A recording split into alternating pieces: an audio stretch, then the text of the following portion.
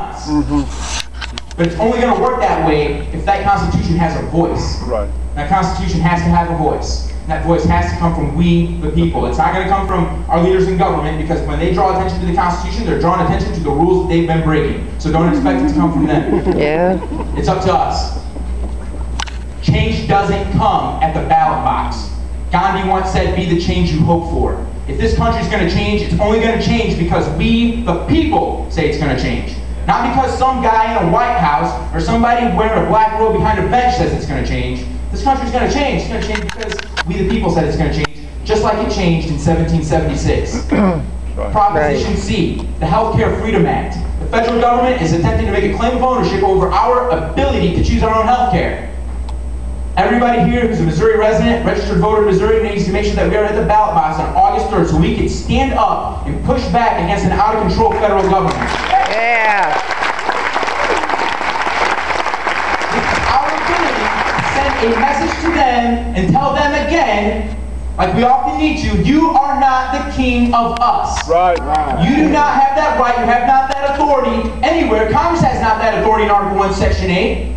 But they're going to try to do it anyway. So it is up to us to be the change that we hope for and show them what kind of change the American people are made of. That's right. That's what it's about.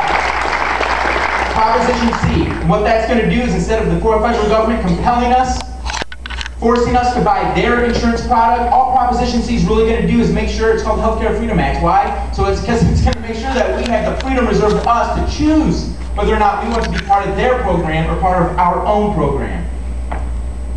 The legislators of Missouri have gotten up together, and they've been able to put this on the ballot, so that way we can continue to fight for our own freedom, because freedom isn't free. And knowing that, everybody in this room, every registered voter in Missouri needs to make sure that we are doing everything we can to support the constitutionally minded candidates that we can. Every car needs a bumper sticker, every house needs a yard sign. Everybody needs to have a meet and greet in their house for a local candidate. That's the way it needs to work, because freedom isn't free. It might be uncomfortable, but I'm telling you firsthand. We've got a soldier down here, Hector Maldonado, he'll tell you too, it's an uncomfortable thing to do to wear body armor and run down a street overseas. But given the choice, one of our troops might decide, you know what, maybe today, instead of taking that machine gun bunker, if I have to choose, maybe, just maybe, one of them might say, I'd rather go knock some doors and try to get a constitutionally minded candidate in office. My name is Paul Curtman, and I'm going to ask everybody here. I wrote this little book called Don't Tread on Me. It identifies and enumerates the principles of state sovereignty.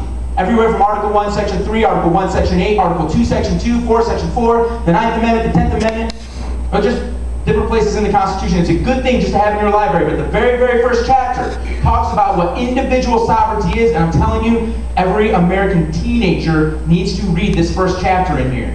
These are not things that are unique to me. These are what our founding fathers said. But the American teenagers need to know what freedom is.